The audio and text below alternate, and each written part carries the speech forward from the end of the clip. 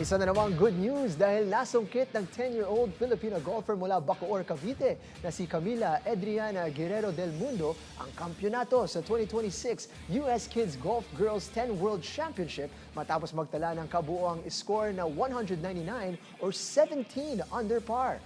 Dahil sa tagumpay, naiuwi niya ang Crystal Trophy habang muling itinaas ang bandila ng Pilipinas sa world stage ng junior golf.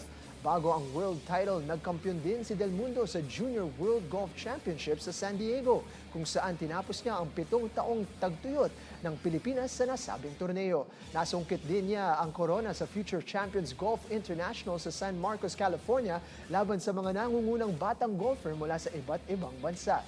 Sa loob lamang ng ilang linggo, 3 malalaking international titles ang naiuwi ni Del Mundo na lalo pang nagpatibay sa kanyang pangalan bilang isa sa mga pinakamahuhusay na umuusbong na junior golfers hindi lamang sa Pilipinas kundi sa buong mundo.